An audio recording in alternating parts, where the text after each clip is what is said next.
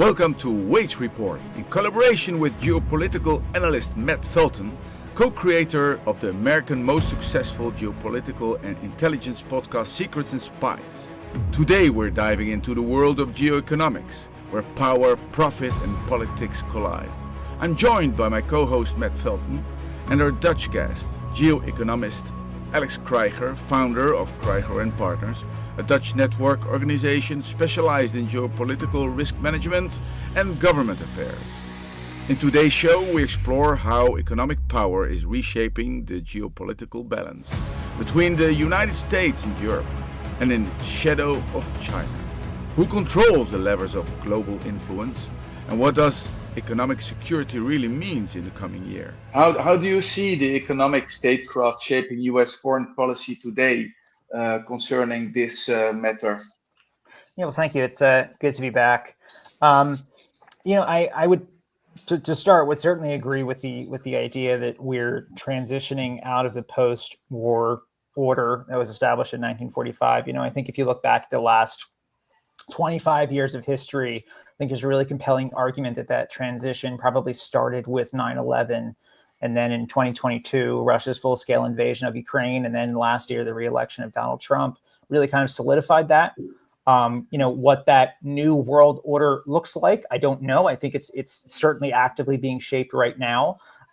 We're sort of waiting to see that. I don't think it necessarily has to be a bad thing. I know there's just sort of a lot of pessimism in the world right now, especially in the West. But, to your point, Alex, if you look at like the Bretton Woods system, that sort of international system that has governed the West since 1945, I think we've sort of gotten to the place where we are now because so many people in the West, ordinary people, find that system doesn't work for them anymore, and that leads to the sort of broad distrust in institutions, the feeling that, whatever country you poll, most people would say that, our best days are behind us. And of course, you can go back into history and find people saying that, at any time that you wanted to poll that question. But the fact remains that people feel that way. So in a way, it's true. I would think, though, to the sort of meat of your question, of course, as you said, I come at this more as a national security guy, and from that angle, less economics and trade person. But I would say, as far as the U.S. is concerned, we're now almost a year into Trump's second term. I think economics has basically become Washington's frontline tool of statecraft. So the instinct now is to you send the Treasury Department and the Commerce Department first before you send the Pentagon. So that's sanctions, export control, investment bans, tariffs nowadays, especially, which the White House has a penchant for turning it on and off like a light switch, which of course causes all kinds of chaos and instability and confusion, which isn't good for a number of reasons. I think a lot of here now in the last 5 years, should we say, a lot of what looks like domestic industrial policy, whether that's the CHIPS Act that was passed under Biden, or trying to reshore key supply chains, is really about making sure the U.S. and its allies don't depend on strategic rivals like China for things like advanced semiconductors or critical minerals, and that's essentially just sort of foreign policy by other means.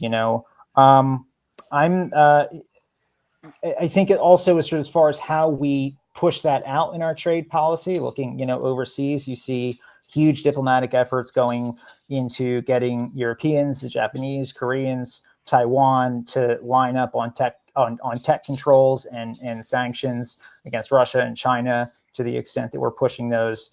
It's not just Europe needs to sort of build more tanks. It's it's our semiconductor policy is now part of our China and our Russia policy. So it's a really kind of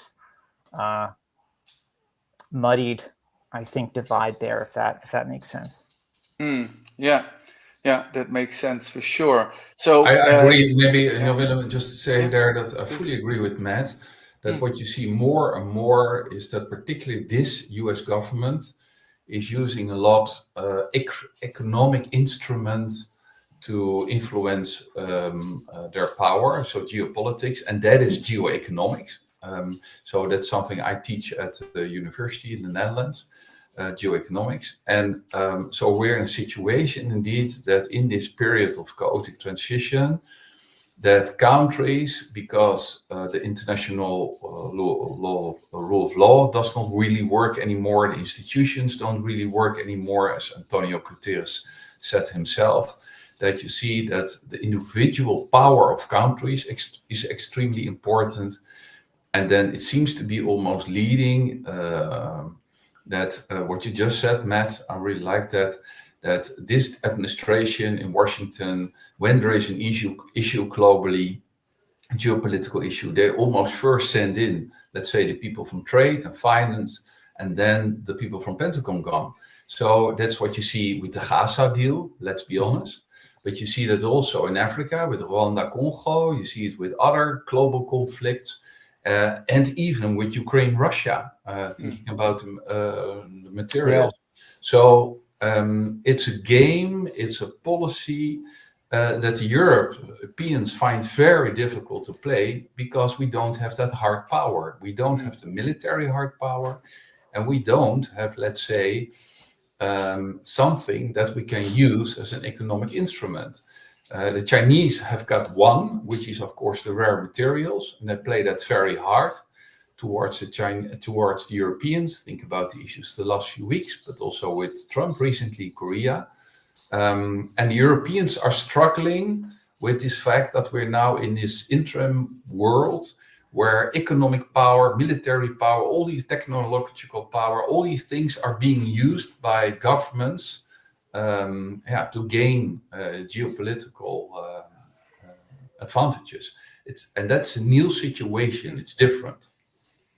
Yeah. So Europe, Alex, isn't Europe actually slowly waking up? I mean, if we talk about the strategic economy that we wanted actually in Europe, but in practice, it seems not to be like that. Is it so fragmented still?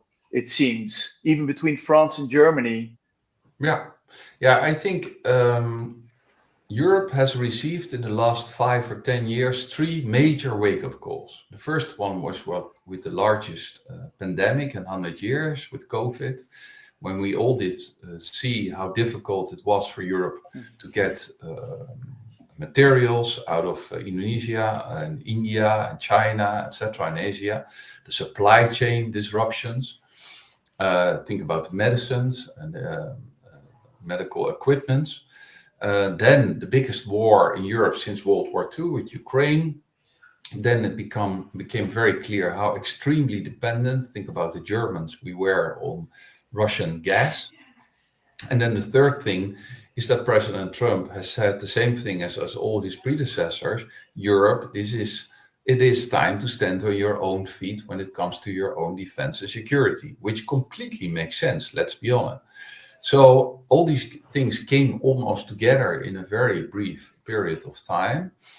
And the good news for the Europeans is, I think, when it comes to defense and security, we have waken up regarding Ukraine. We're spending more financial, humanitarian, and military support, although we are not capable to do it without Americans.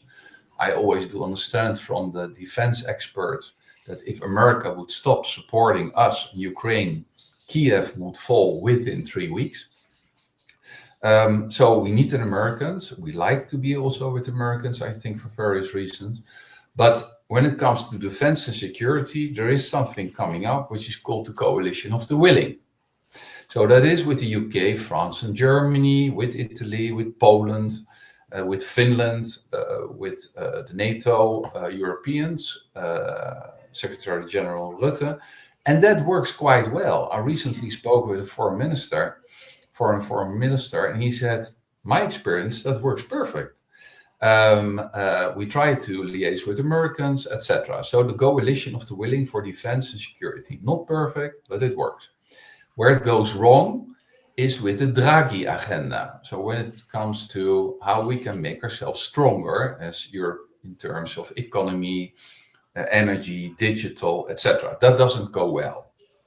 Just 3 weeks ago, Mario Draghi, 1 year after delivering his report, said, how many wake-up calls do we Europeans want? We did have already 3. Do we want another one? Because you're not moving. And he did say that to Ursula von der Leyen. Because what he stressed, that only 11% of his report has been implemented in 1 year time. So this is ridiculous.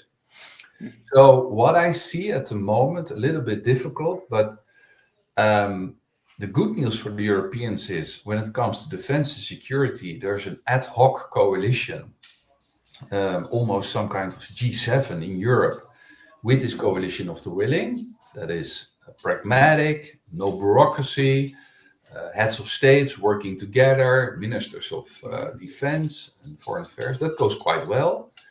Where there's still an issue is with the governance of the EU regarding the other side, because that doesn't go well.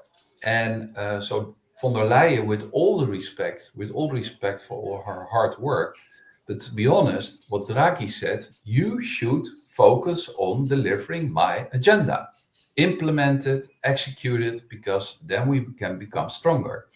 And what he almost did say, regarding defense, security, Ukraine, that's for the others to manage, and that's the European NATO countries. Now, there is no governance on that. So, and to be honest, if you look at the European Treaty of Lisbon, defense security is not a responsibility for Brussels.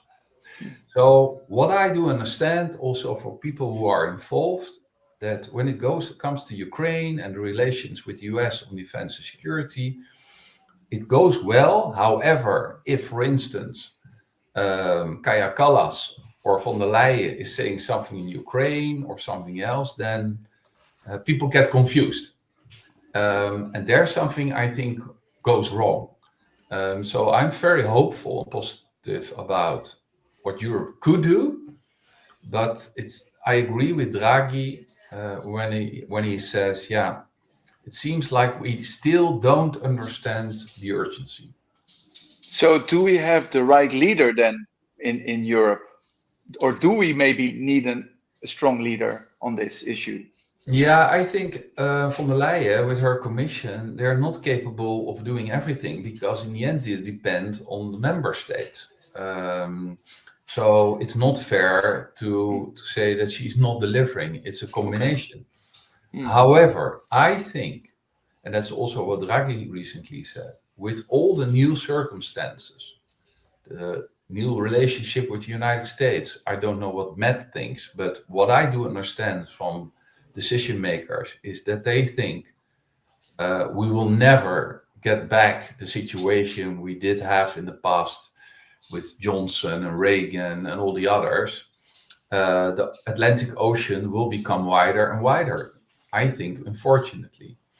So Europe has to stand on its own feet. Think about Russia, Ukraine. Think about earth materials, etc., etc.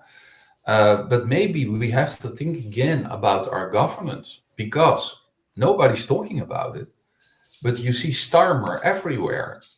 And he's the leader of the UK, and they left the European Union a couple of years ago.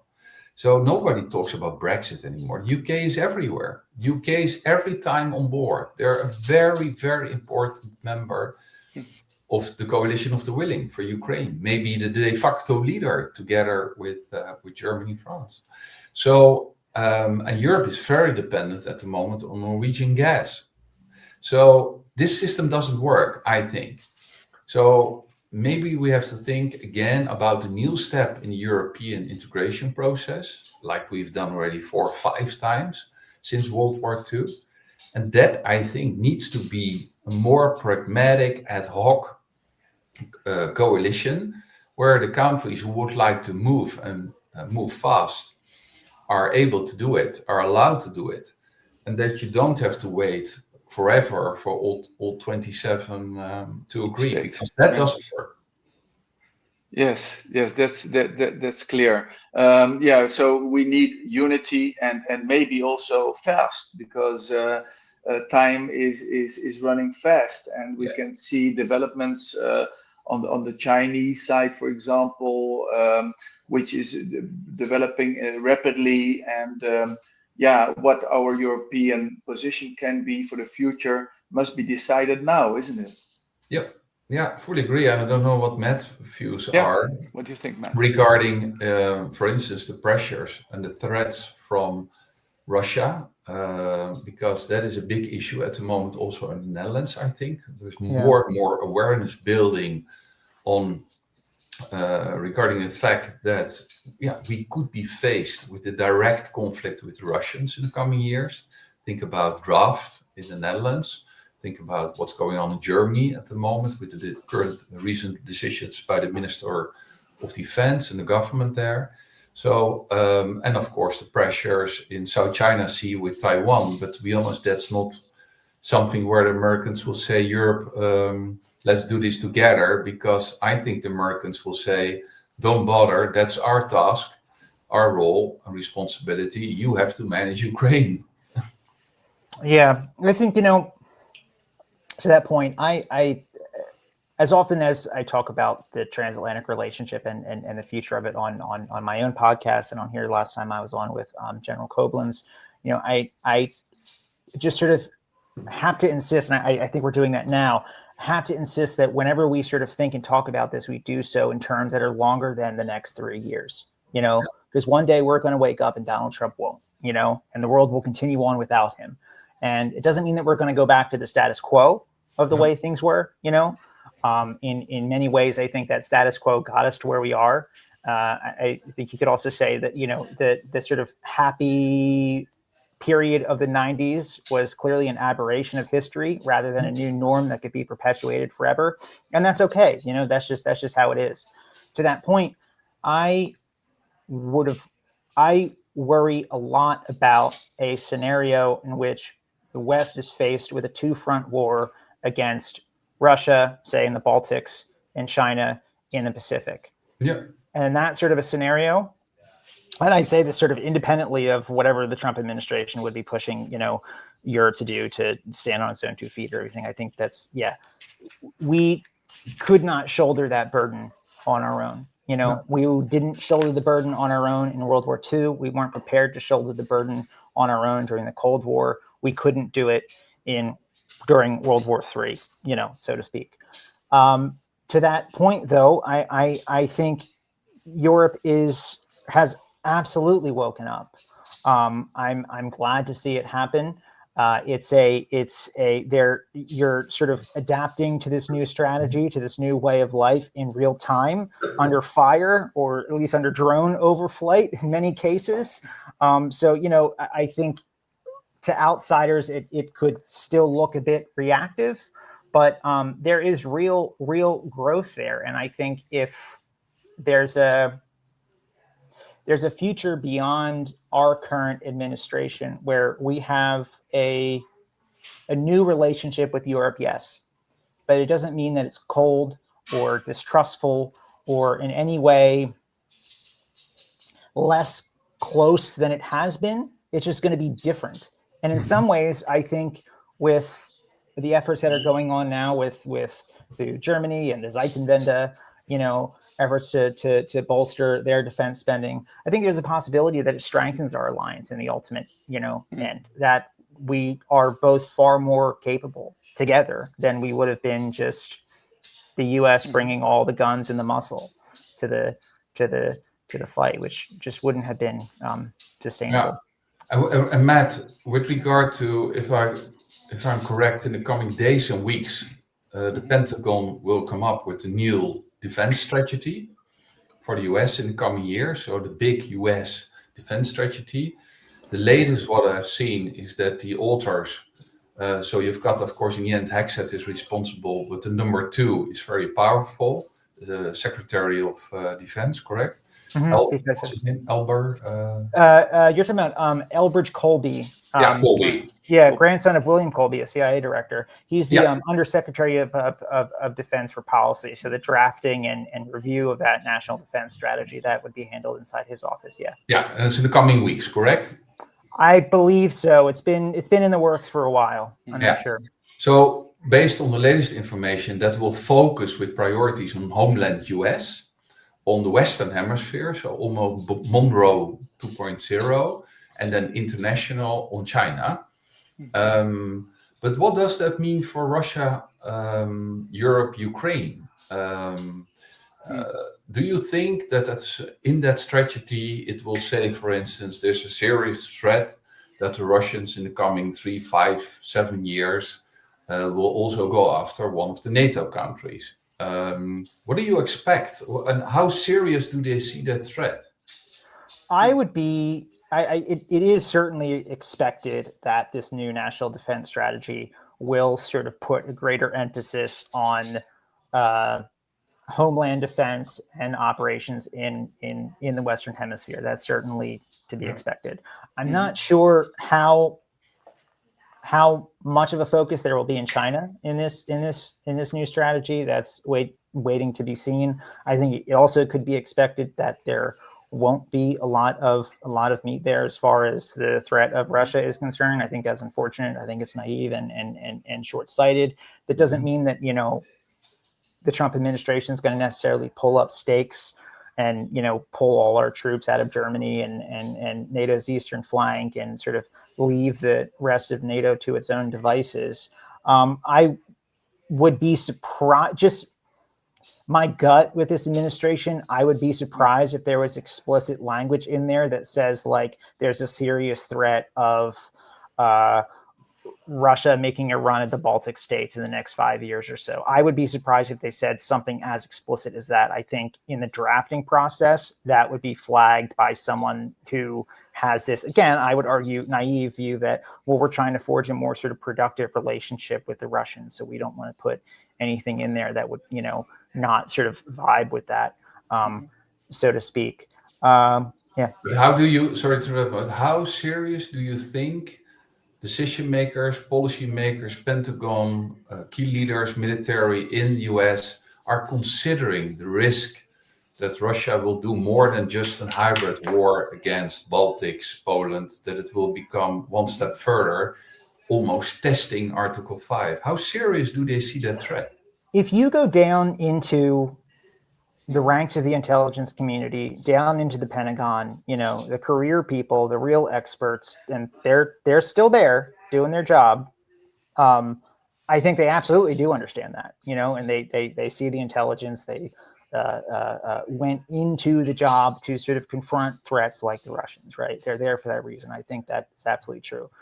However, beyond that, going up into, the E-wing of the Pentagon or into the White House especially, there is no traditional sort of policy process that's happening here. I mean, I think you can read a lot of articles in like Foreign Affairs, the journal here, that there are a lot of experts in there talking as if we're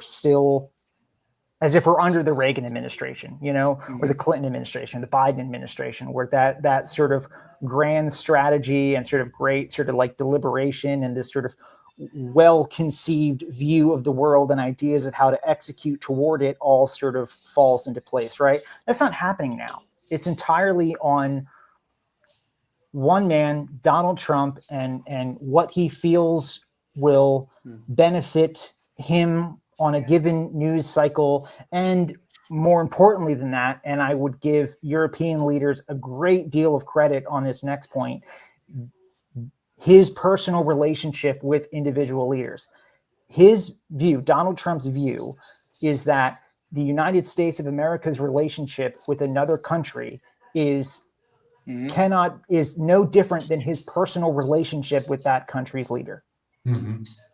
And it's entirely sort of predicated on that. So for the next 3 years, how we respond to global events, I mean, yeah, you can have a national defense strategy that says X, and career experts who say Y, and none of that's really going to matter if the guy at the top sees a quote from a European leader that rubs him the wrong way or something, and that sours the relationship until that leader comes over to Washington and makes nice again. It's entirely personalist, and it's chaotic and distrustful, and it's wrong. But that's the situation that we're unfortunately stuck in for the next 3 years. Do you think we are almost to the midterm elections, right? We got a year to go. So this is also, there are a lot of people who are very skeptical about it, how this will progress. Still in the States, it's a very divided issue. Between the Democrats and the Republicans, of course. In your opinion, what is the sentiment at this very moment? How is the balance at this very moment? He is deeply unpopular here right now. Depending on the poll you choose from, he's sort of somewhere between the low 40s, high 30%. His approval rating. It wouldn't surprise me if a year from now we're rolling up on the midterm elections and he's sort of hovering down around like 30%. Last week we had off-year elections. Sort of the big ticket races were the governor's races in Virginia. Abigail Spanberger, former CIA officer, moderate Democrat, was elected governor in Virginia by a very large, decisive margin. Same here in New Jersey, where I am. Mikey Sherrill, former Navy helicopter pilot, was elected governor, a Democrat, by a 13-point margin, which was far larger than I think any serious observer would have expected for that race. Gavin Newsom's Prop 50 in California, which sort of allows him to do mid-decade redistricting, right, to sort of increase Democrats' advantage in response to Texas's attempts to do the same thing to advantage Republicans in the midterm. That passed overwhelmingly. Other races up and down the country, all over the place, saw huge swings toward the Democrats. And I think that absolutely foreshadows what's likely to happen next year. And then how the Trump administration responds to a Democratic Congress, that's a really good question. But is there a risk, Matt, with this? And you did not even mention the ongoing Epstein files disaster. Is there a risk that there will be at a certain moment a whack the dog scenario? Think about Venezuela, because he needs to be having the majority next year in midterms, else he will become a lame duck president. And that's something no president can deal with, but particularly not President Trump. Yeah. So do you see that risk? And is there talking about that could happen? Because we see the military buildup in the Caribbean at the moment, huh? Sure. Trump's sort of odd, terrifying superpower has been to change the subject when he feels that it suits him. He's been very good at doing that so far. The Epstein situation, however, has been a different story for him. For somehow he reacts differently to it than he reacts to any other sort of perceived threat to him.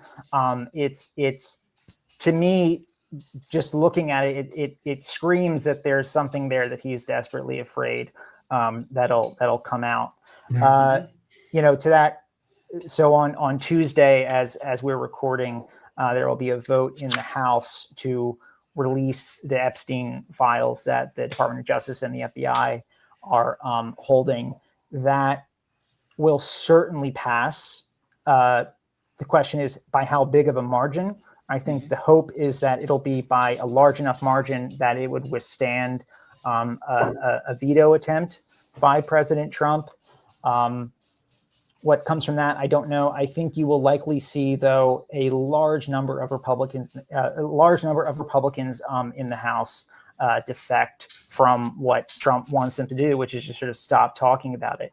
And you can make the argument to that point that he's in a way a lame duck president already. I mean, Marjorie Taylor Greene, who you might know, very outspoken conservative congresswoman here, a longtime ally of President Trump, very publicly broke with him in the last few days. They broke with each other.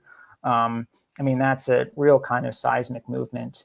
How will that result in like a wag the dog sort of situation? You brought up Venezuela, and we're going to talk about that a little bit more later in the show. He could try something. I don't know that it would help him, though. I mean, it's not like going to war in Venezuela will be very popular either. I mean, that also polls in the low 30%, and that's even before we've, take casualties there, so to speak. Then it'll change drastically even farther against him. So he's flailing right now. He's mashing buttons. Could he try to change the subject by doing something like with Venezuela? He could. I don't know that it would work for him, though. I think it could even just hurt him further at this point. Mm-hmm. Yes, but still, in the US, it seems that the economy is still doing quite good, isn't it? No, people wouldn't say that. Okay. Here, there's a lot of Trump was put over the finish line last year by people's sense that inflation and the sort of economic situation, the recovery coming out of COVID, had not gone well enough, that inflation was still too high, the cost of living was still too high. I mean, the average age of a first-time homeowner here in the US right now is 40 years old. I'm 35 for what it's worth, so that doesn't, bode well. There's very sort of pessimistic ideas about the economy here right now. And I think, the whole tariff regime, the real sort of reliance on AI and sort of massive investments in data centers across the country that's sort of propping up our economy right now. I'm not an AI expert or really an economist that can get into this in depth. There's a lot of theorizing that there could be a very big bubble there that's ready to pop in the near future, which would really put us in bad straits if that did happen. I mean, no, the perceptions, at least, of the economy are not good, and the underlying trends about the economy also signal that there could be serious issues on the horizon. And I mean, that's the idea that he would get into office and run the economy reasonably well, as he did in the first term. Up until COVID, the economy was doing pretty good here during his first term. That belief that he would fix those issues is the thing that put him over the finish line last year. And he's not delivered on any of that stuff at all. And I mean, the Epstein issues and everything aside, the ballroom, all that sort of stuff aside, that's why he's deeply unpopular, because he has not addressed those issues. Is there any leader also stepping up from the Democrats at this very moment? We're getting there. I mean, the way our sort of system goes, you won't have a clear the Democratic Party won't have a clear defined leader until there's a primary. Okay. And we have a candidate going into 2028. To that point, though, there definitely are. Gavin Newsom has been very outspoken. J.B. Pritzker, the governor of Illinois, as well. There are people sort of stepping up and sort of filling into those leadership roles. There's a lot of people that are very unhappy with Democratic leadership in Congress across the board. That's sort of another issue. But there are people stepping up, but we won't have one. The Democratic Party won't have one sort of defined accepted leader until we go through a primary, and that won't be until the year after. We got 2 years to go until we're there. Okay, thank you, Alex. Sorry to interrupt you. Go ahead. No problem. My point is more that with the international unstable situation, with geopolitical turbulence. That we are in a world, think about what Ian Bremmer is saying, without a leader. So the G0 world, a sports game without a referee, with someone taking responsibility, and then with the president on top of that, focused on international domestic issues. That all doesn't help. So Europe is weak, but also the current US government seems to be more focused on domestic than international. So if you think about what could happen in the Middle East, which is very fragile, Russia still, despite all the hundreds of thousands of losses, still making some progress regarding Ukraine and not willing to make a deal. And let's be honest, China and Taiwan, it will not go away. So I would be very interested to hear from Matt what the thinking is with experts like himself in US at the moment, with this geopolitical turbulence. Could it at a certain moment, we did have already the wars in the Middle East, we did have already the war in Ukraine, but is there a risk with this very unstable situation that, for instance, situation around regarding Taiwan could explode in the coming 3 years? Because this is a perfect moment, let's be honest, for the China, Russia, Iran, North Korea, Venezuela alliance to do more and create more unrest. Yeah, I think if the Trump administration attempts some sort of regime change in Venezuela, let's say, I think that will be an incredibly attractive opportunity for China and Russia to create a lot of chaos there. You know, the Russians certainly want to pay us back for the 1 million men we've helped kill of theirs in Ukraine in the last few years. I don't know that the Russians themselves have the resources, have a lot of resources they could pump into Venezuela. The Chinese certainly do. They could cause a big problem there for sure. I don't know how much of it. I mean, Taiwan is certainly a concern in the future for sure. I think that issue will come to a head eventually. I agree that it's the global sort of that leadership situation is very sort of chaotic and fractured right now. That would lend itself well to the Chinese attempting something like that right now. I don't know if she would attempt that while Trump is in office. Maybe, but just I would be surprised if they do. I think that'll come. That issue will get to that eventually, but I think it's going to be longer than 3 years.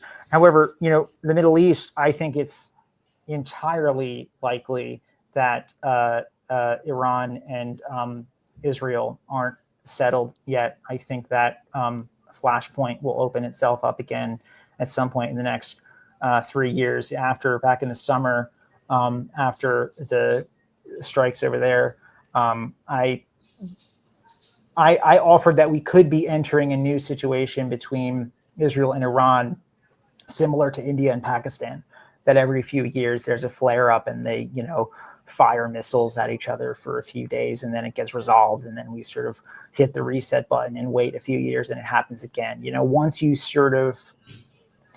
rip off that Band-Aid, if you will, you know, that sort of shock factor of there's Israeli warplanes bombing Tehran, once you get past that for the first time, doing it again is a lot easier. And for that reason, I think the likelihood of that happening again in the next few years is pretty high. That wouldn't surprise me at all. Yeah, thank you. So yeah, actually, in respect of the power of small countries, for example, we need an ability to unite.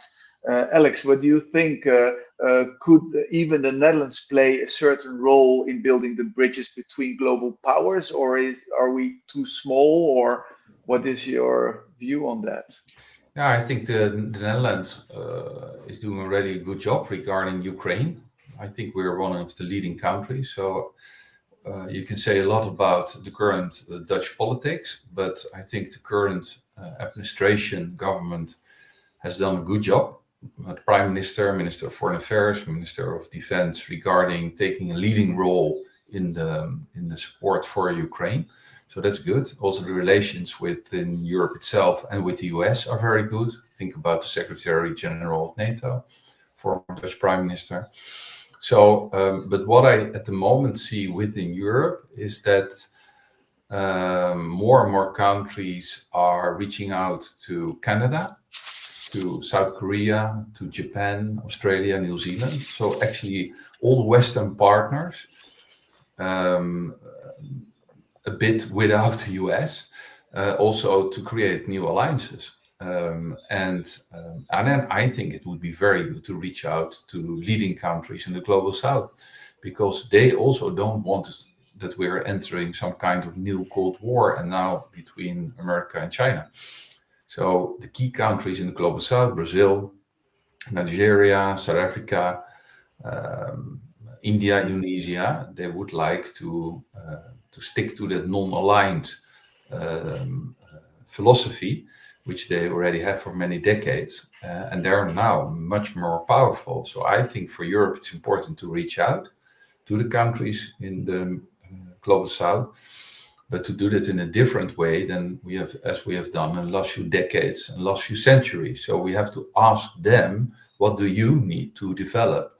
And that means that you have to keep your moral finger at home, because let's be honest, Europeans always talk about values, but the Global South consider us to be very hypocritical and inconsistent when it comes to values.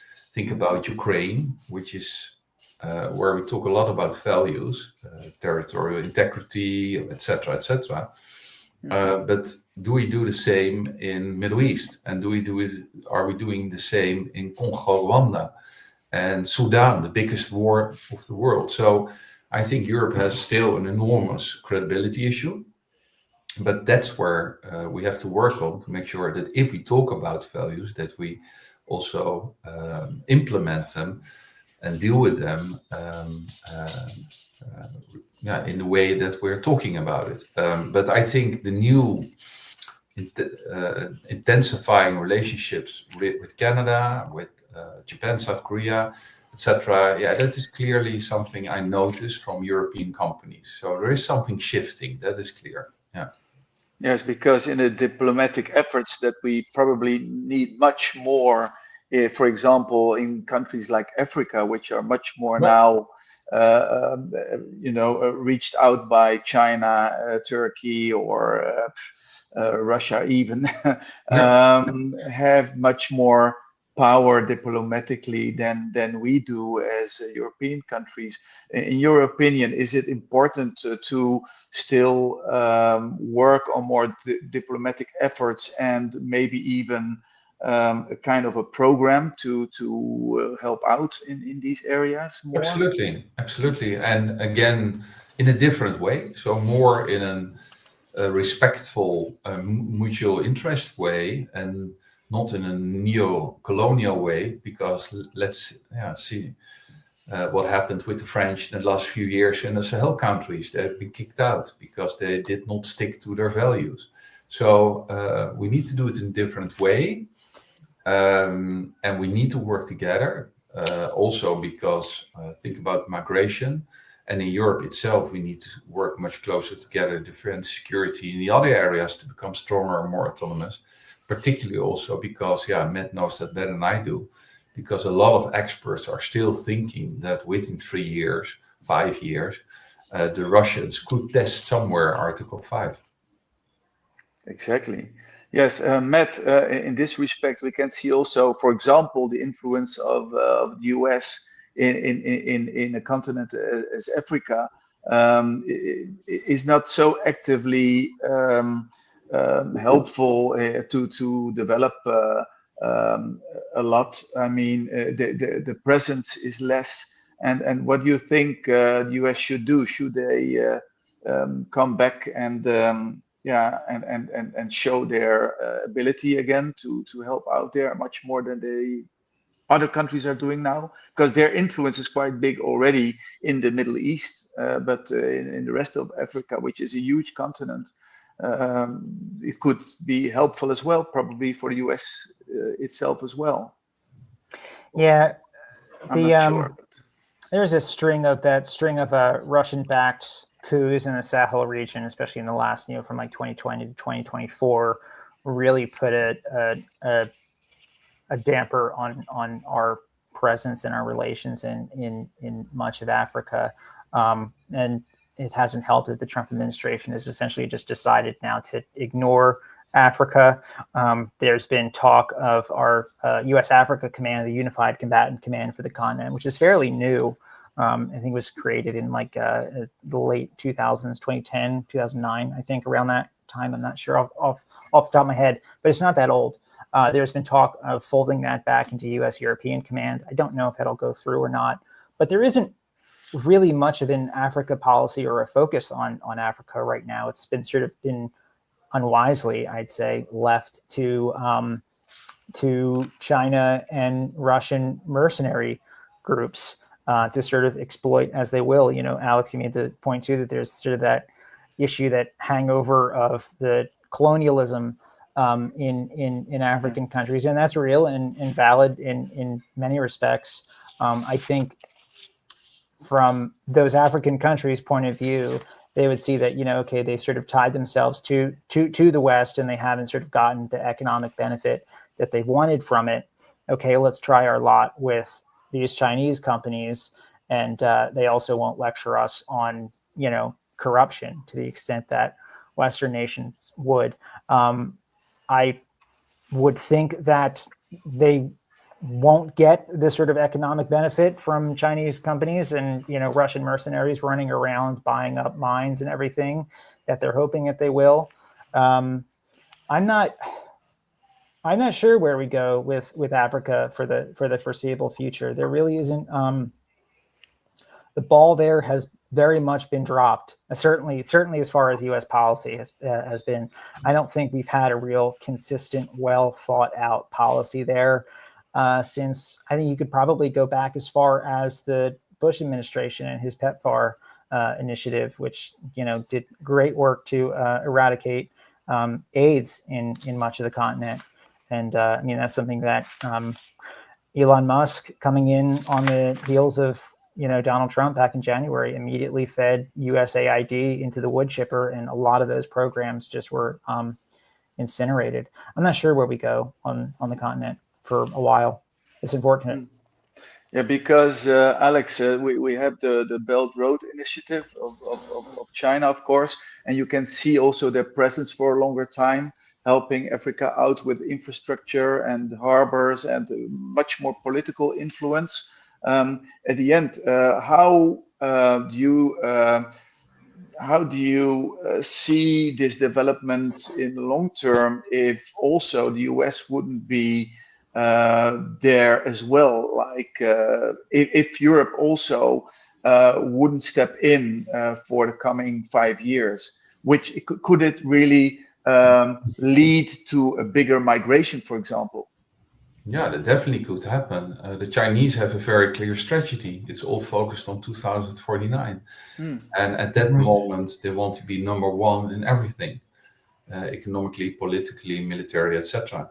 So they have a clear vision, they have a clear strategy, and that includes, for instance, the Belt Road Initiative. So, and that is, of course, geopolitical and geo-economic. So where the Europeans are struggling and don't have a real vision and strategy, the Chinese are everywhere.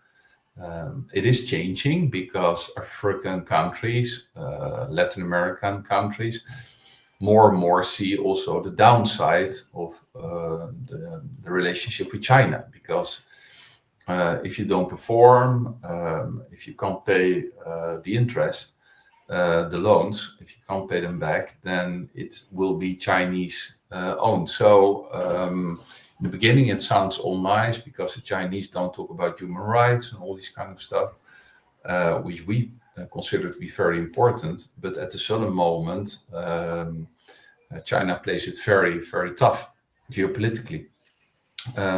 So the Europeans, for their energy transition and transitions in general, they need the African countries for the rare materials, etc. But we are last in line because at the moment it's China, it's India, it's Turkey, it's the Emirates, it's America, it's others. And then we are coming, and again, we have that credibility problem and historical problem. So there's a lot of work that needs to be done to regain the trust of people, governments, institutions, organizations in Latin America, Africa, and Asia for the Europeans. So there's a lot of work to do, and that comes back to the sense of urgency that Mario Draghi is stressing every time. Yeah. Clear. Thank you very much. Matt, about we were discussing this before. Together on the situation of the military buildup now, for example, near Venezuela.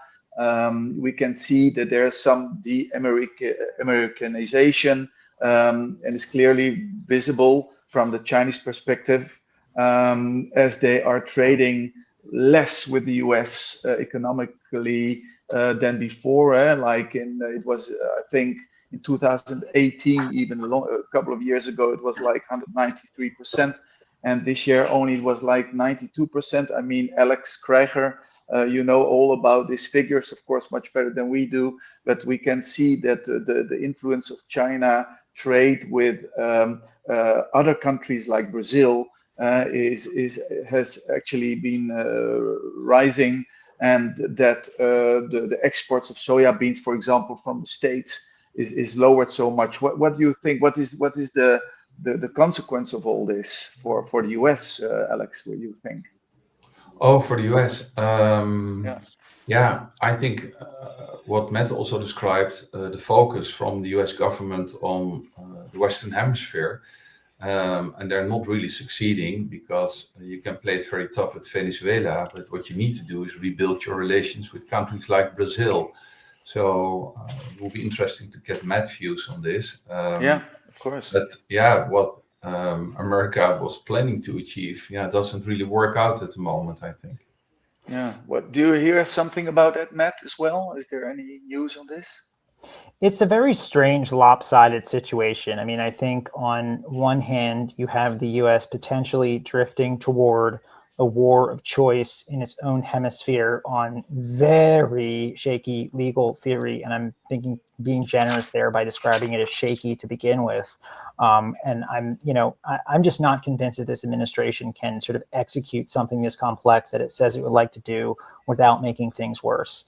On one hand, we've got the forward carrier strike group that's now arrived in the Caribbean Sea, right off the Venezuelan coast.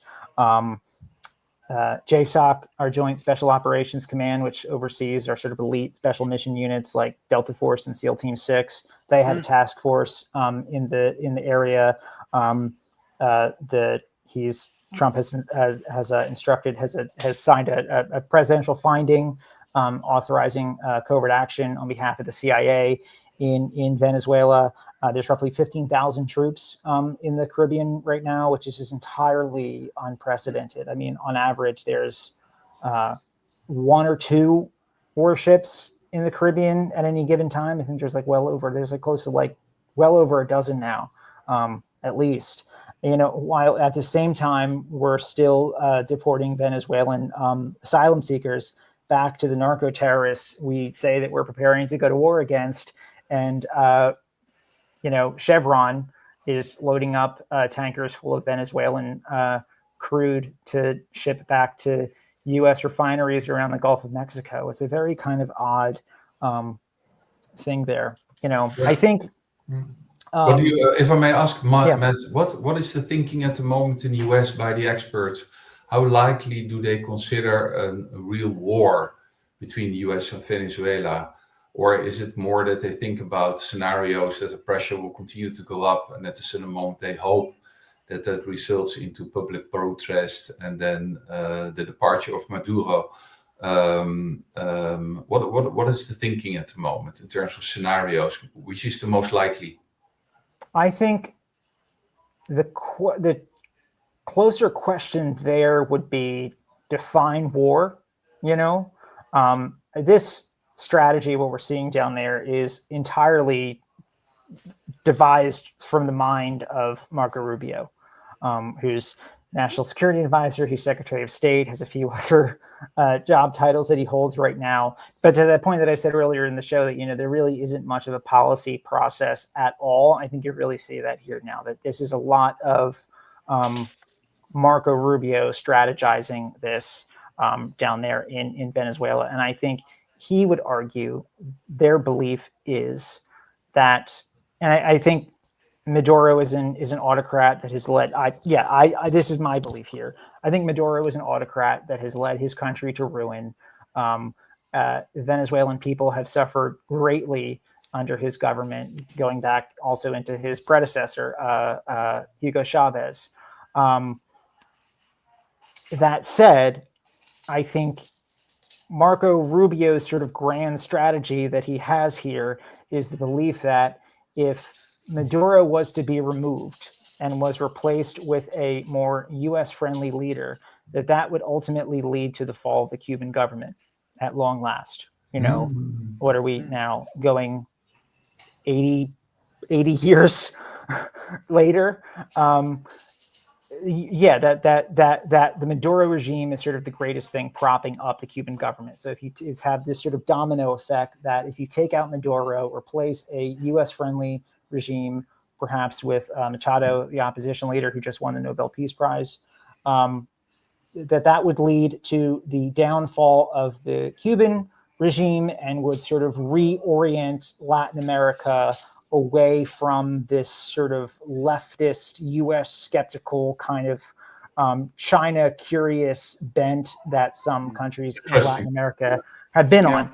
Now if we're talking, the realist in me, if we're talking about this in terms of like a white paper or like a war game scenario, and you were to come to me and paint the picture of, do you want to get rid of Maduro and have more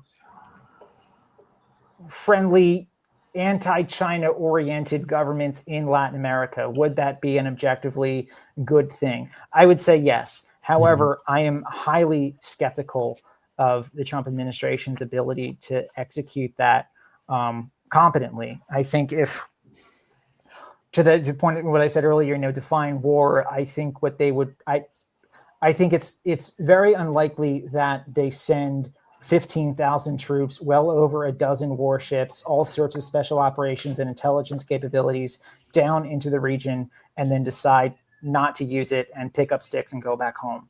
I think at this point, I think that's unlikely. I think they will do something. What they do, though, I think they're still debating that. I think there's a scenario where you see airstrikes, whether that's through, B-2s off the deck of the Ford strike group. You can't bring about regime change from the air alone. Anyone who tells you that, you should never listen to them again on anything. That's not possible. But if that happens, sorry to interrupt, Matt, by the way, we have to be conscious of time. Sure, yeah. We don't mind. But I think if that happens, Matt, then if it escalates, which could help Trump also regarding the elections next year, let's be honest, then I think the Europeans potentially will get more nervous regarding the Russians and the Taiwanese regarding China. Right. Trump's instincts, and of course there's, the Epstein kind of wag the dog, we need to change the subject wild card here in that we should keep in the back of our mind. Trump's instincts has always been to, if there's something consistent about him, his instinct has always been to avoid large wars that suck in men and materiel and time and the public's patience. He had months of tough talk with Iran, and I don't think this was entirely effective, but ultimately, had, okay, we're going to have one night of airstrikes. We're going to take out Natanz and Fordo, the Iranian nuclear sites, and then we're going to declare victory and then be done with it. I think if past is precedent here, I think if there will be military action in Venezuela, I think it will likely look something similar to that. Lots of sort of shock and awe airstrikes over a couple nights.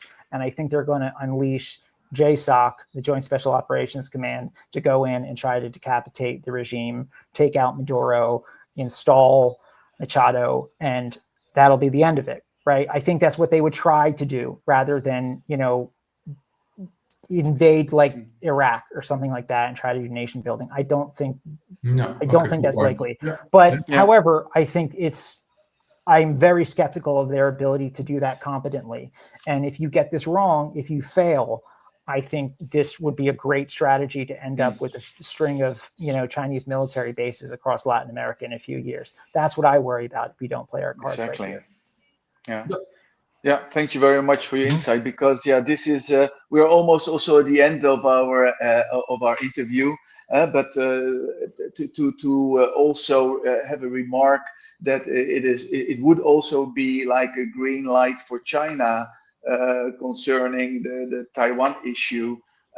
Maybe even, I mean, I don't want to be so skeptical, but the influence of the Chinese and the Russians even in this area is remarkable. But on the other hand, I also understand the regime change that many countries are maybe hoping for, because there's a lot of oil and other critical minerals, etc., which you can find also in a country like Venezuela. So I'm not sure about agendas, but I can imagine that the risks are pretty big for both of you as experts, maybe. Yeah, but the trick is to stay positive. Yeah, exactly. Yeah, absolutely. I can't do the doomerism. There's a lot of that here right now, and I think it's poisonous to give way to that. No. Indeed. Yeah.